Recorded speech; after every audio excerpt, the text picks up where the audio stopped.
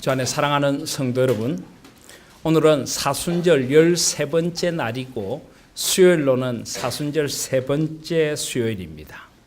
이 사순절은 하나님 앞에서 예수님의 생애, 예수님의 고난의 의미가 무엇인가를 깊이 생각하는 절기입니다.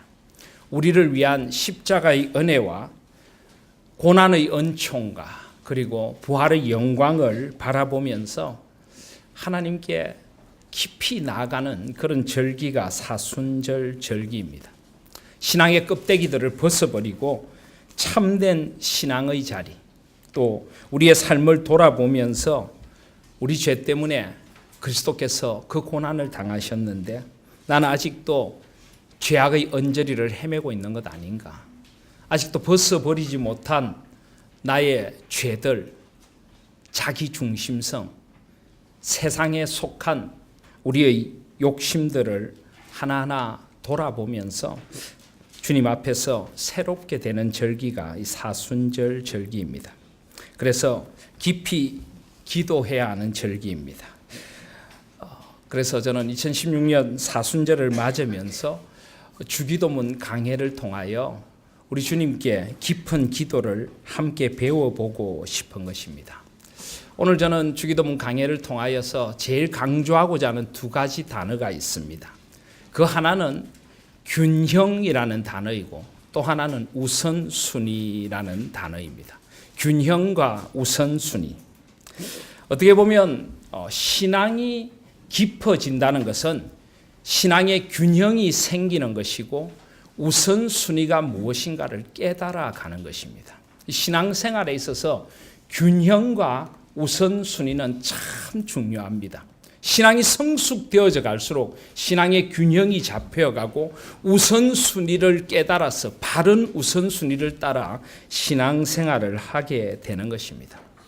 예를 들면 신앙에는 하나님 사랑과 이웃 사랑이라는 균형이 반드시 필요합니다. 우리가 하나님을 마음을 다하고 뜻을 다하고 힘을 다하여 사랑해야 하지만은 그 하나님의 사랑은 반드시 이웃을 향한 행함의 사랑으로 나타나야 합니다. 우리가 하나님을 사랑하노라 하고 그 형제를 사랑하지 않으면 거짓말하는 자입니다. 그래서 우리는 하나님을 사랑한다면 이웃 사랑이라는 균형, 수직적으로 하나님의 사랑 그리고 수평적으로 이웃에 대한 사랑이 반드시 균형을 이루어서 나타나야 합니다. 또 이웃 사랑만 있고 하나님의 사랑이 부족해서도 안 되는 것입니다. 그런데 하나님 사랑, 이웃 사랑에 분명한 우선순위가 있습니다. 무엇이 우선입니까? 당연히 하나님 사랑이 우선순위죠. 당연히 하나님을 마음을 다하고 뜻을 다하고 힘을 다하여 사랑할 때에 우리는 참으로 이웃을 바르게 사랑할 수 있습니다. 무엇보다 우리는 하나님을 먼저 뜨겁게 사랑해야 하고 그 사랑이 이웃을 향한 실천적인 사랑으로 나타나야 합니다. 균형과 우선순위입니다. 말씀과 기도도 마찬가지입니다. 우리는 하나님의 말씀을 깊이 묵상하고 이 말씀 속에서 하나님을 만나고 말씀에서 하나님의 뜻을 발견하고 말씀대로 살아가야 합니다. 그런데 말씀만으로는 안 됩니다. 좀 표현이 이상한데요. 말씀 하나면 충분하지만 우리는 기도해야 합니다. 말씀대로 살 수 있도록 기도해야 하고 이 말씀대로 살 수 있는 성령 하나님의 은혜와 능력을 우리가 덧입도록 기도해야 하는 것입니다. 말씀과 기도는 반드시 균형을 이루어야 하는 것입니다. 그런데 둘 중에 굳이 우선순위를 따지자면 물론 둘 다 중요하지만은 말씀이 우선순위가 되어줘야 합니다. 우리는 말씀대로 기도해야 합니다. 말씀을 통해 찾아오시는 하나님, 그 하나님의 뜻을 기도의 자리에 구해야 하는 것입니다. 말씀과 기도의 균형 그리고 우선순위가 역시 중요한 것입니다. 신앙생활도 마찬가지입니다. 우리는 신앙생활을 흔히 붙여서 예배드리고 기도하는 것을 신앙생활이라고 하지만 엄밀한 의미로 신앙과 생활 이 둘이 균형을 이루어야 합니다. 우리는 하나님을 바르게 잘 믿어야 하고 삶에서 그 믿음대로 살아가야 합니다. 신앙과 생활이 균형을 이루고 함께 나타나야 합니다. 그런데 우선순위는 신앙입니다. 바르게 믿어야 바르게 살 수 있는 것입니다. 이 균형과 우선순위, 모든 것이 그렇습니다. 여러분 신앙생활 하시면서 늘 생각하셔야 합니다. 내가 정말 균형 감각을 잘 가지고 있는가? 그리고 우선순위가 무엇인가? 또 우리는 균형 감각을 가진다는 것이 적당히 이것 좀 하고 저것 좀 하는 것이 아니라 우리 그리스도인은 최선을 다해서 두 가지를 다 해야 됩니다. 하나님도 뜨겁게 사랑해야 하고 이웃도 뜨겁게 사랑해야 합니다. 말씀도 뜨겁게 사랑해야 하고 기도도 간절하게 해야 합니다. 바르게 믿어야 하고 바르게 살아야 하는 것입니다. 모든 것이 균형과 우선순위 속에서 우리는 잘 성숙되어져 갈 때 그것을 신앙의 성숙이라고 부를 수가 있는 것입니다. 주기도문에서도 우리는 그런 균형과 우선순위를 잘 발견할 수 있어야 합니다. 제가 지난 주일에 마태복음 6장 1절부터 18절 말씀을 통해서 너희는 이렇게 기도하라 하는 말씀을 전했습니다. 사순절에 경건의 훈련 가운데 세 가지를 소개했습니다. 세 가지가 뭡니까? 구제와 기도와 금식입니다. 구제와 기도와 금식. 초대교회 때부터 아니 성경에서부터 이것은 사순절이나 또 경건의 아주 방편으로 세 가지를 강조했습니다. 그런데 지난주에 예배를 마친 후에 우리 장로님 중에 한 분께서 저에게 이런 질문을 하셨습니다. 목사님 좀 순서가 이상합니다.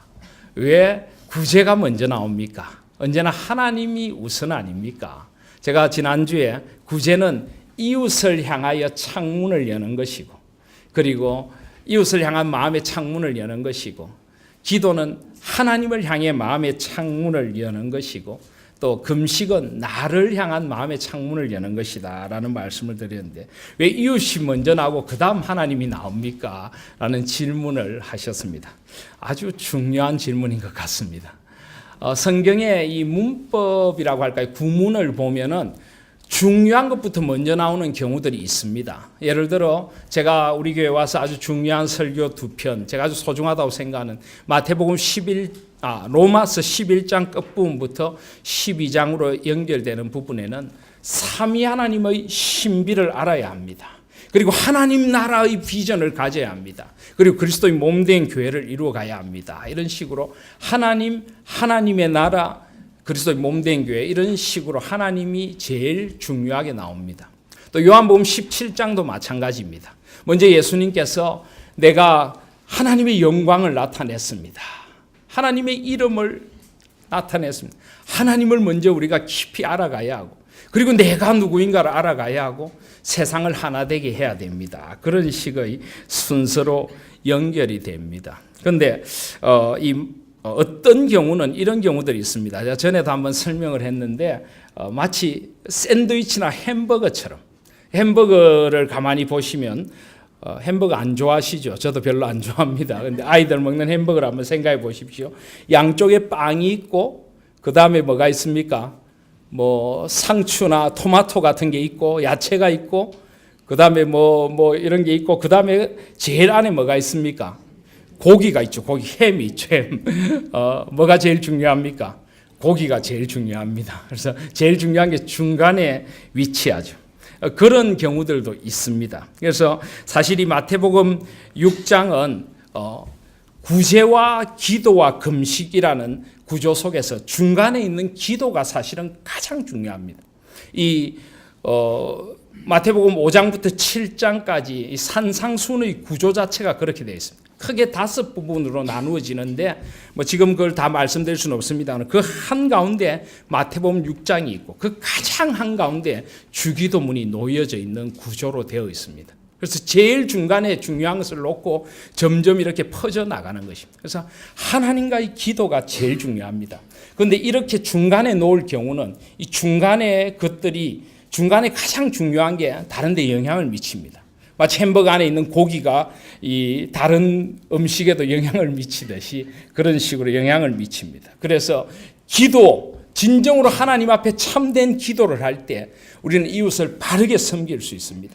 그리고 또 우리가 하나님 앞에서 내가 누구인가를 깨달아갈 때 내가 어떤 존재인가를 깨닫고 하나님 앞에 금식함으로 나를 새롭게 할 수 있는 것입니다. 또 성경을 읽는 순서대로 하면 우리가 이웃을 향하여 참된 구제를 하라. 외식하지 말고 정말 이웃을 향하여 참된 구제를 하라. 그런데 어떻게 해야 합니까? 기도하면 된다는 것입니다. 그리고 기도하고 금식할 때 참된 구제를 할 수 있다는 것입니다. 이런 식으로 기도가 가장 중요하게 놓여지는데, 그러나 성경의 순서대로 하면 이제 구제부터 나오게 되는 것입니다. 여기서도 우리는 균형을 발견합니다. 하나님 앞에 기도해야 하고, 기도한 대로 이웃에게 나가 살아야 하고, 내가 하나님 앞에 바르게 서야 합니다. 균형이 있고 우선순위의 문제가 있습니다. 기도가 우선순위입니다. 그래서 이렇게 되어 있는 것입니다. 오늘 누가복음 1장 1절부터 4절까지도 마찬가지입니다. 우리가 알다시피 주기도문은 성경에 두 곳에 나옵니다. 마태복음 6장과 누가복음 11장에 나옵니다. 그런데 오늘 말씀해 보시면 누가복음 11장으로 가시면은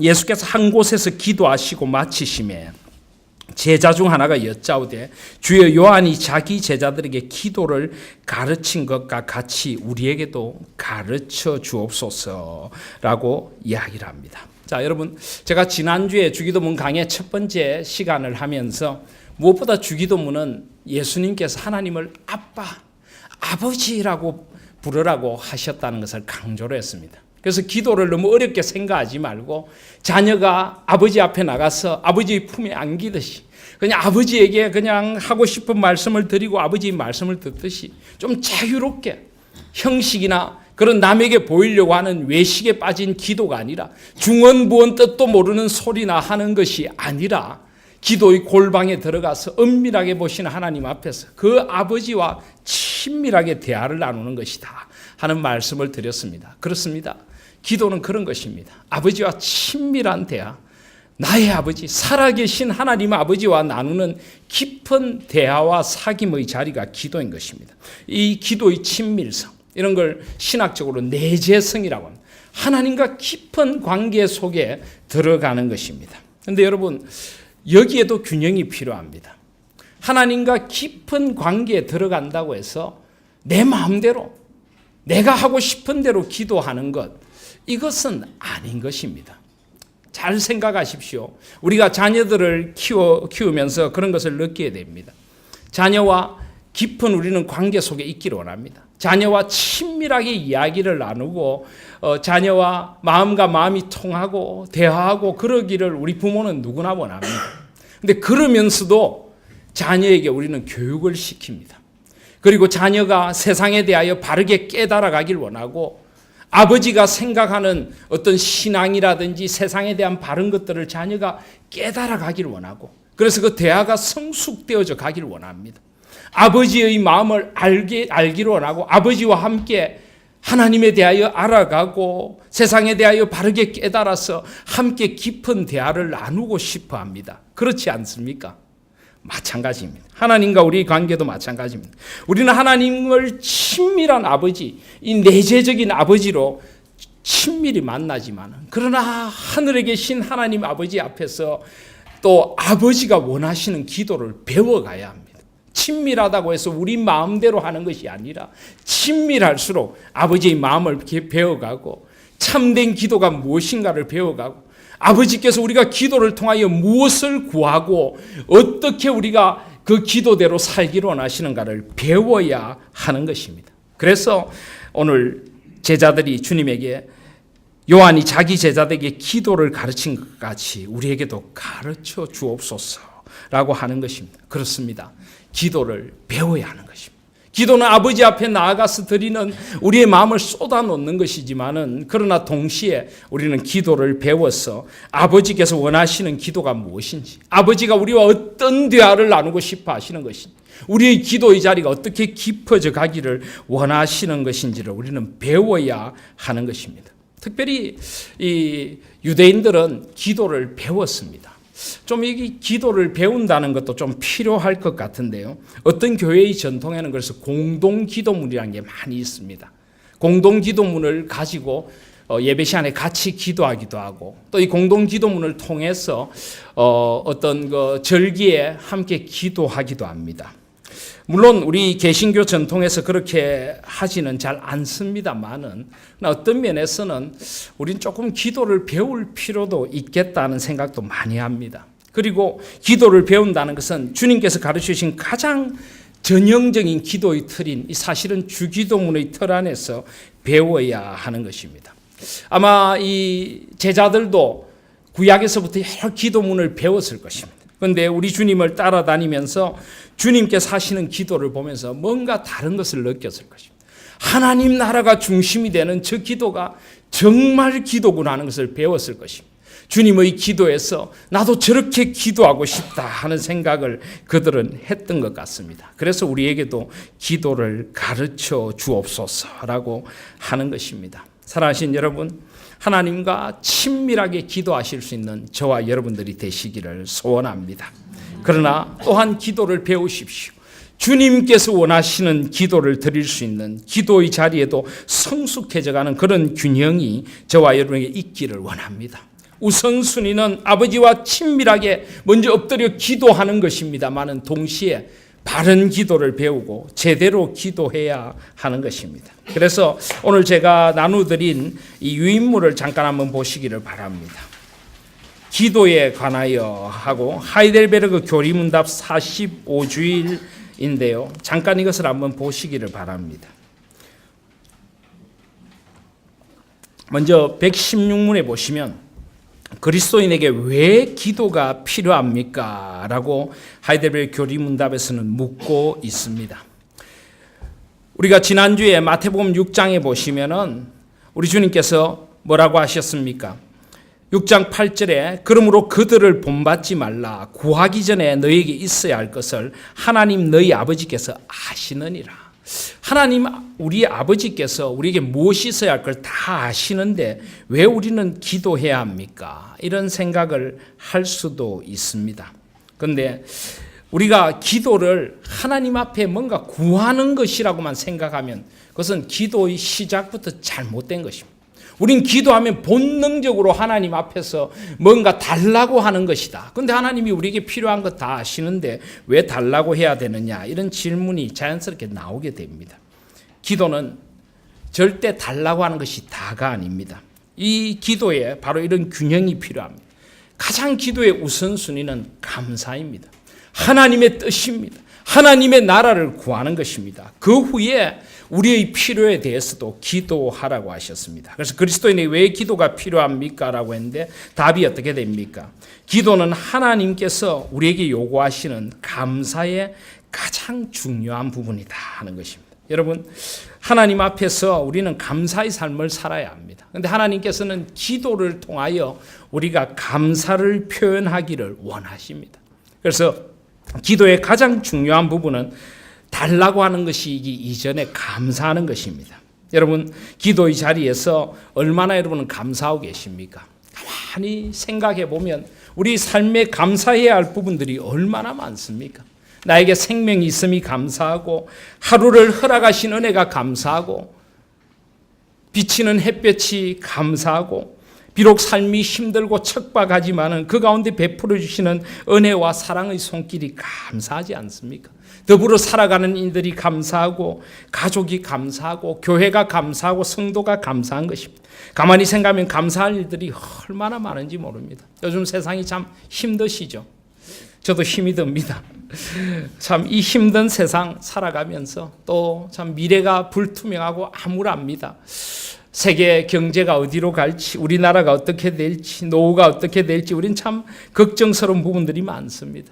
그럴 때 우리 염려를 다 주님 앞에 맡기고 주님 앞에서 기도할 때 세상이 알지 못하는 하늘의 평강이 나의 마음에 임하는 것입니다. 그리고 나의 삶의 자리에 감사들을 하나하나 헤아려 볼 때 나의 삶의 깊은 곳에서부터 감사의 샘이 터져 나오게 되는 것입니다.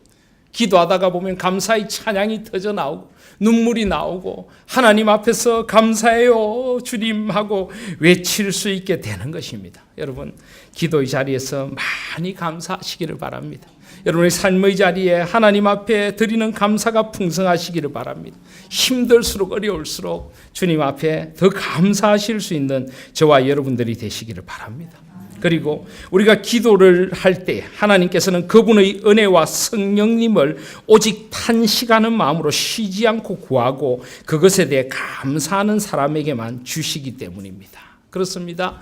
우리는 기도를 통해서 우리의 어떤 필요, 우리의 물질적인 것들, 우리의 건강만 구하는 것이 아니라 무엇보다 우리는 기도를 통해 하나님의 은혜를 받습니다. 그래서 웨스트민스터 신앙고백서와 대소교리 문답은 은혜의 방편이라는 것이 있습니다.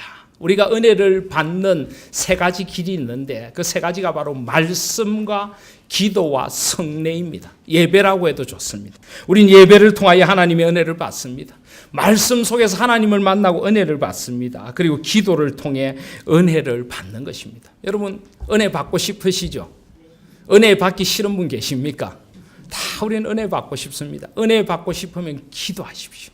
하나님 앞에 깊이 기도하고 하나님 앞에 내 마음을 쏟아놓고 나의 불안과 염려들을 쏟아놓고 하나님의 은혜를 구하고 하나님의 도우심을 구할 때 우리 마음에 하늘의 은혜가 임하는 것입니다. 외롭고 힘드십니까?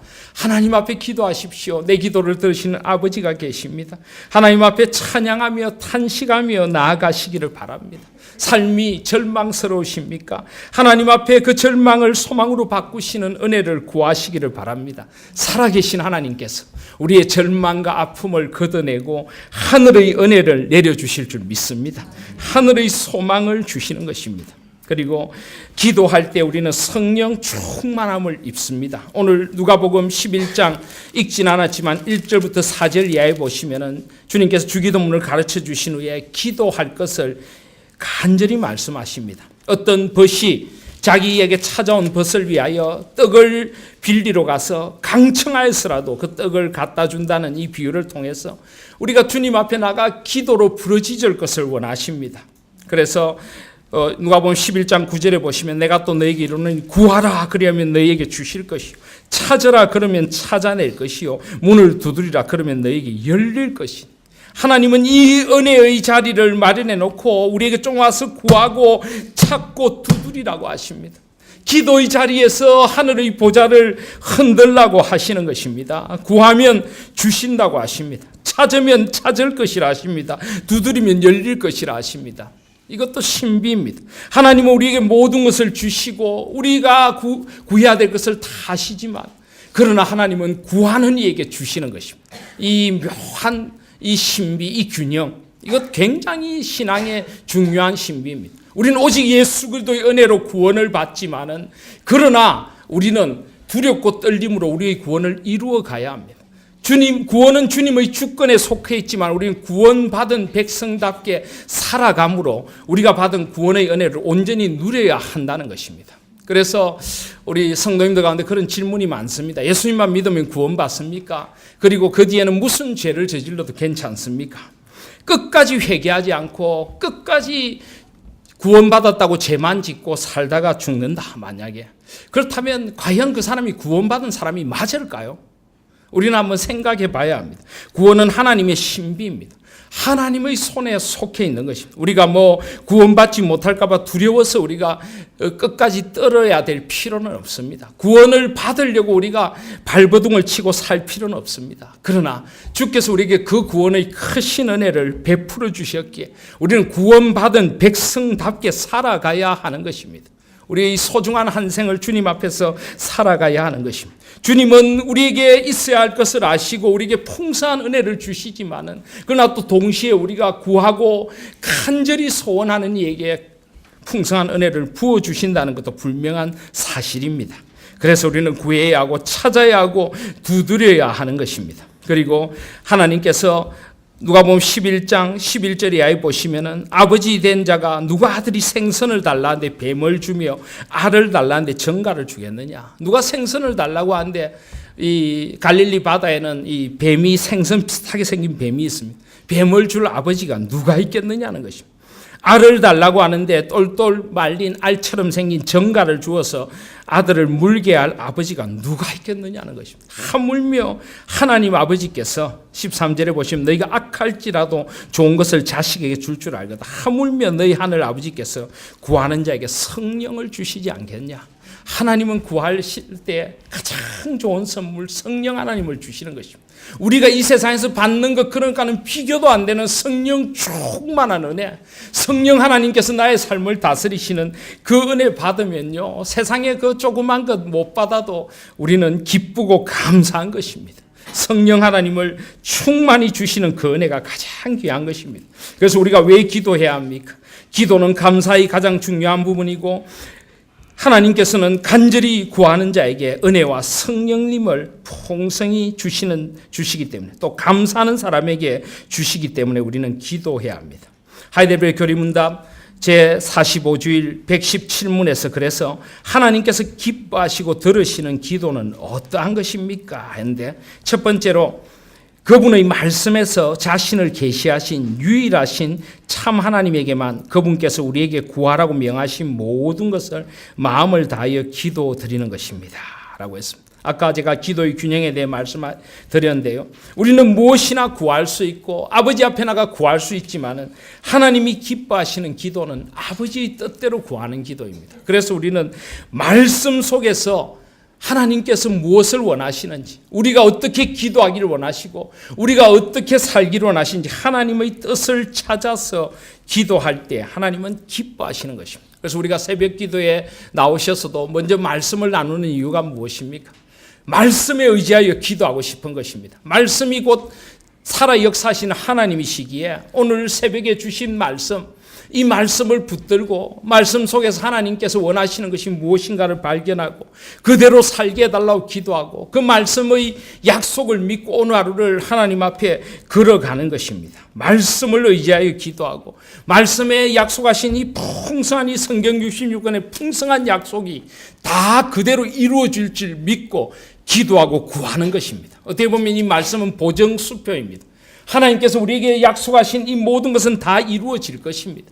그래서 이 풍성한 약속을 믿고 이 약속대로 주장하고 구하고 하나님 앞에 살아가는 것입니다. 그래서 하나님께서 기뻐하시는 기도는 하나님이 누구이신가를 알고 하나님의 말씀에 약속하신 것을 따라서 기도하고 그 약속대로 이루어질 줄 믿고 순종하며 살아가는 그 기도자를 하나님께서 살아가십니다. 또 두 번째로 하나님께서 기뻐하시고 들으시는 기도는 어떠한 것입니까? 우리 자신의 부족과 비참함을 똑바로 철저히 깨달아 그분의 어미하심 앞에 겸손히 구하는 것입니다. 기도는 겸손해야 합니다. 하나님 앞에 나갈 때 내가 얼마나 부족하고 비천한 존재인가를 깨달아야 합니다. 하나님, 저는 아무런 힘도 없고 아무런 지혜도 없습니다. 하나님 도와주십시오. 하나님께서는 그렇게 우리가 하나님 앞에 겸손히 무릎 꿇는 기도를 기뻐하십니다. 마치 누가복음 18장의 세리와 같이 나는 죄인입니다, 나를 긍휼히 여겨 주십시오 하고 하나님 앞에 부르짖는 겸손한 기도를 하나님께서는 기쁘게 들으십니다. 여러분, 가장 교만한 것이 무엇일까요? 저는 기도하지 않는 거라고 생각합니다. 기도하지 않는다는 것은 교만한 것입니다. 기도하지 않는다는 것은 하나님의 도우심이 필요 없다는 것입니다. 하나님의 지혜가 필요 없다는 것이고 하나님의 능력이 필요 없다는 것입니다. 하나님의 은혜가 없어도 살 수 있다는 것입니다. 기도하지 않는 것만큼 교만한 것은 없습니다. 기도는 하나님 앞에 겸손히 나의 연약을 내려놓고 하나님의 은혜로 삽니다. 하나님이 모든 것을 주시지만은 기도할 때 그것이 하나님의 은혜로 오는 것을 알게 됩니다. 모든 것이 하나님의 은총인 줄 알고 더 겸손할 수 있습니다. 기도하지 않으면 내가 잘나서 그렇게 사는 줄 착각을 합니다. 하나님의 은혜인 것을 깨닫게 되는 것입니다. 그리고 세 번째로, 비록 우리는 받을 자격이 없는 자들이지만 하나님께서 그분의 말씀에서 약속하신 대로 그리고 우리 주 그리스도로 인하여 우리의 기도를 분명히 들어주신다는 확실한 근거를 가지고 있기에 기도 응답의 확신을 갖고 기도되는 것입니다 했습니다. 우리는 비록 자격이 없지만 예수님께서 예수 그리스도를 통하여 하나님께 구하는 기도를 반드시 들어 응답해 주신다고 약속하셨습니다. 그래서 우리는 말씀에 근거하여 기도하고 주님께서 응답하심을 확신하며 살아갑니다. 제가 자주 말씀드리지만은 하나님은 우리의 모든 기도를 다 들어주십니다. 다 들어주십니다. 여기 들어주신다는 것은 accept, 받아들여준다가 아니라 listen to, 귀를 기울여 들어주신다는 것입니다. 그리고 하나님께서 가장 좋은 것으로 응답해 주시는 것입니다. 우리는 잘 모르죠. 이것이 정말 옳은 것인지 틀린 것인지 하나님 뜻에 합당한 것인지 아닌지 우리는 잘 모릅니다. 그러나 우리는 하나님 앞에 말씀에 의지하여 하나님의 은혜에 의지하여 기도하고 간구합니다.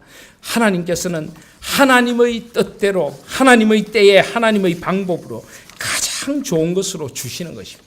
그것도 응답입니다. 내 뜻대로 되는 것이 응답이 아니라 하나님의 뜻대로 되는 것이 응답입니다.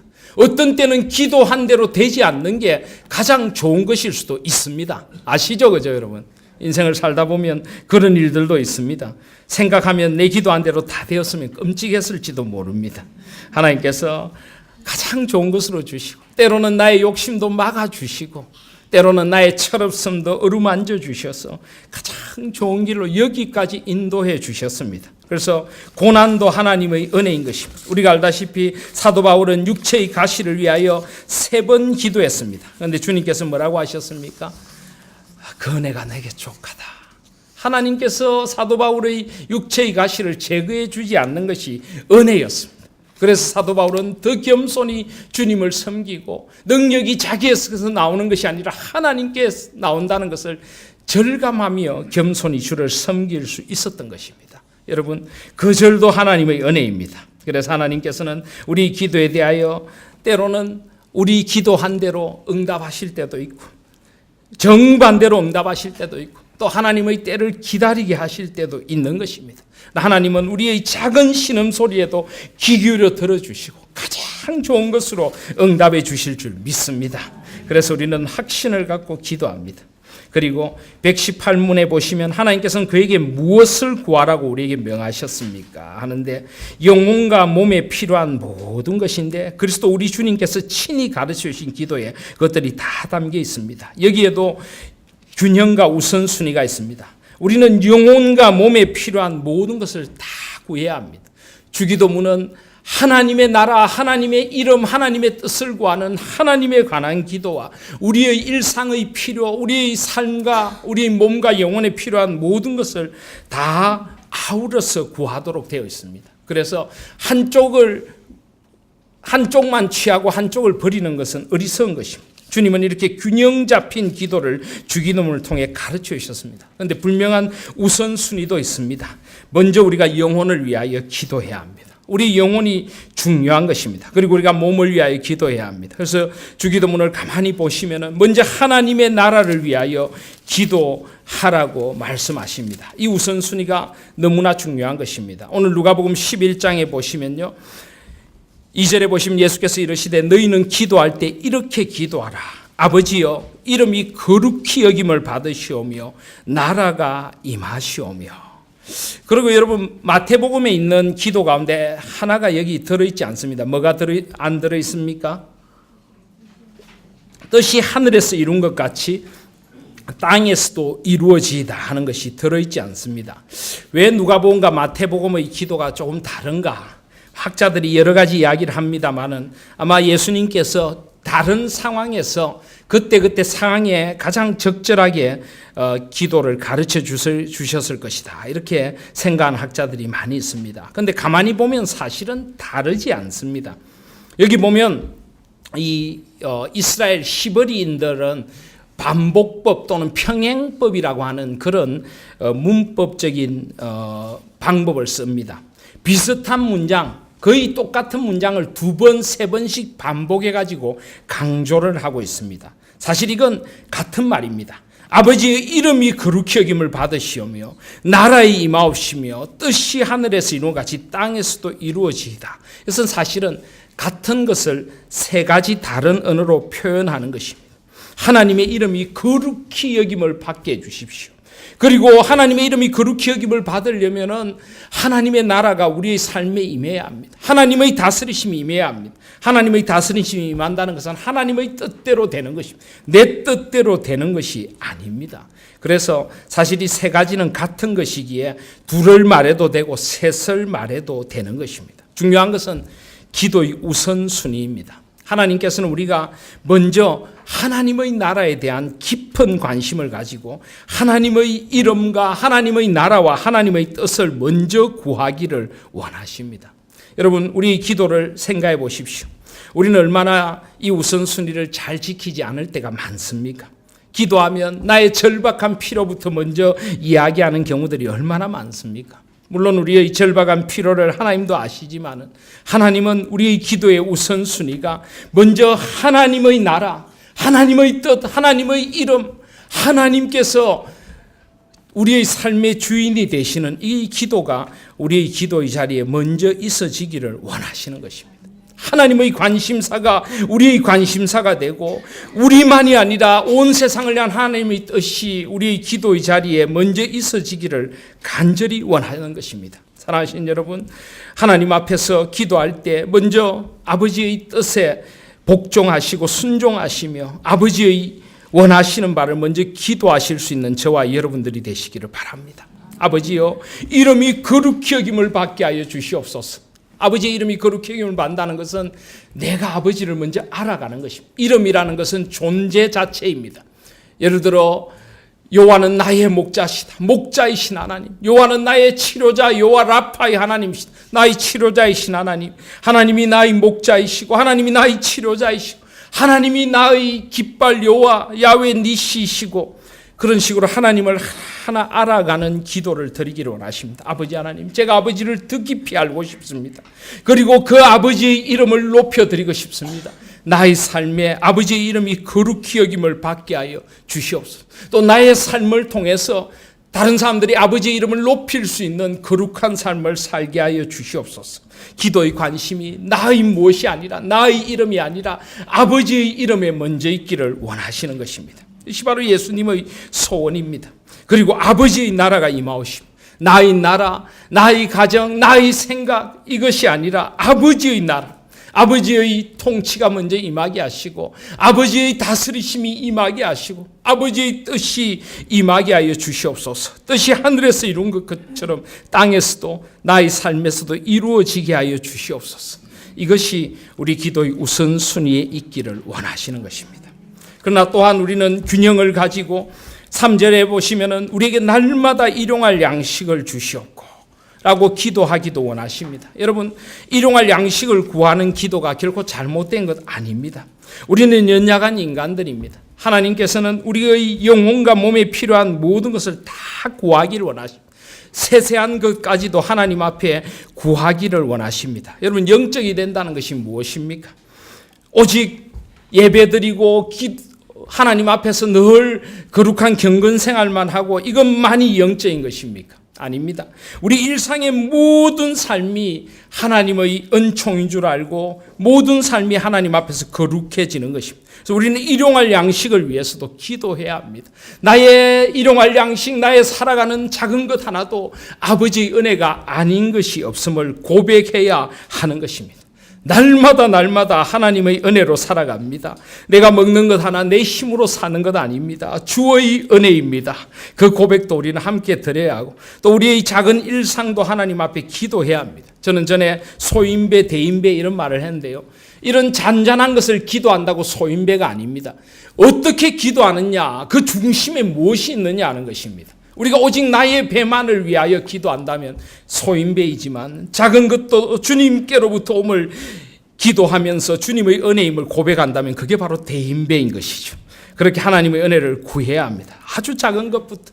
그래서 점점 신앙이 깊어갈수록 우리는 삶의 작은 자리조차도 거룩해져 가고 모든 것이 하나님 앞에 세워져 가는 것입니다. 설거지를 할 때도 거룩하게 하고 청소를 해도 거룩하게 하면서, 그래서 신앙이 좋아지면 남자들이 설거지도 열심히 하게 되고 청소도 열심히 하게 됩니다. 거룩한 일인 걸 깨닫게 되는 것입니다.